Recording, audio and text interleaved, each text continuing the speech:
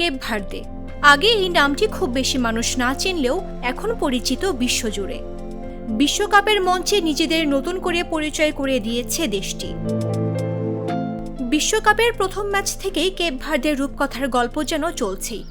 2026 FIFA বিশ্বকাপে প্রথমবারের মতো খেলতে এসেই তারা রুখে দিয়েছে সাবেক বিশ্ব চ্যাম্পিয়ন স্পেন ও উরুগুয়ের মতো ফুটবল পরাশক্তিদের। কিন্তু বিশ্বমঞ্চে সাড়া ফেলা এই দেশ সম্পর্কে কতটুকু জানেন কি প্রথমবার বিশ্বকাপ খেলতে নামা কেপ ভার্দের সঙ্গে সম্পর্ক আছে ক্রিশ্চিয়ানো রোনালদো? আটলান্টিক মহাসাগরের বুকে জেগে থাকা 10টি আগ্নেয় দ্বীপের এক ছোট্ট বিন্দু। মানচিত্রে খুঁজতে গেলে হয়তো আতশ গাছ লাগবে।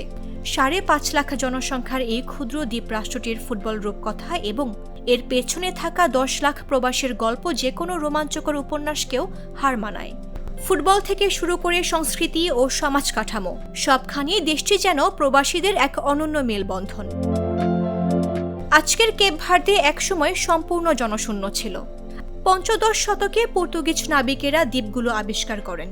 এরপর সেখানে বসতি গড়ে ওঠে। পরবর্তী সময়ে আটলান্টিক দাস বাণিজ্যের একটি গুরুত্বপূর্ণ কেন্দ্র হয়ে ওঠে দেশটি। আফ্রিকা, ইউরোপ ও আমেরিকার মধ্যে বাণিজ্যিক যোগাযোগের কারণে দ্বীপগুলো কৌশলগত গুরুত্ব লাভ করে। অবিশ্বাস্য তথ্য হচ্ছে, দেশটির নাগরিকদের মধ্যে যত মানুষ স্বদেশে বাস করেন তার চেয়ে দ্বিগুণেরও বেশি মানুষ থাকেন বিদেশে। দেশটির ইতিহাসে দীর্ঘ খরা বড় একটি সমস্যা ছিল।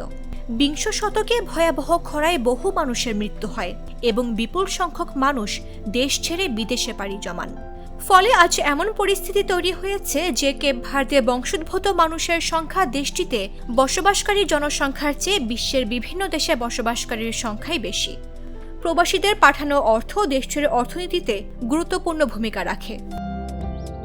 জানলে অবাক হবেন, পর্তুগালের মহাতারকা ক্রিশ্চিয়ানো রোনালদোর পারিবারিক উত্তরাধিকারের সঙ্গে জড়িয়ে আছে কেপ ভার্দের নাম। রোনালদোর জন্ম পর্তুগালের মাদেইরা দ্বীপে হলেও তার পারিবারিক শিকড়ের একটি বড় অংশ জড়িয়ে আছে কেপ ভার্দের সাও ভিনসেন্তে দ্বীপের সঙ্গে। আফ্রিকার অন্যান্য দেশে যখন রাজনৈতিক অস্থিরতা ও গৃহযুদ্ধ নিত্যদিনের সঙ্গী, তখন কেপ ভার্দে সেখানে এক ব্যতিক্রমী উদাহরণ। রাজনৈতিক স্থিতিশীলতা, সুশাসন, সংবাদপত্রের স্বাধীনতা এবং শক্তিশালী অর্থনৈতিক কাঠামোর কারণে কেপ ভার্দেকে পশ্চিম আফ্রিকার সবচেয়ে উন্নত ও নিরাপদ জীবনযাত্রার দেশ হিসেবে গণ্য করা হয়।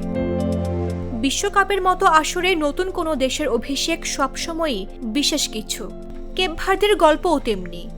ছোট্ট একটি দ্বীপরাষ্ট্র, যার জনসংখ্যা ঢাকার একটি বড় এলাকার চেয়েও কম, কিন্তু স্বপ্ন দেখার সাহস অনেক বড়। বিশ্বকাপ 2026-এ দেশটি কতদূর যাবে তা সময়ই বলে দেবে। তবে ইতিমধ্যে ফুটবল প্রেমীদের মন জয় করে নিয়েছে দলটি। মামদুহা রাইসা, জাগো নিউজ।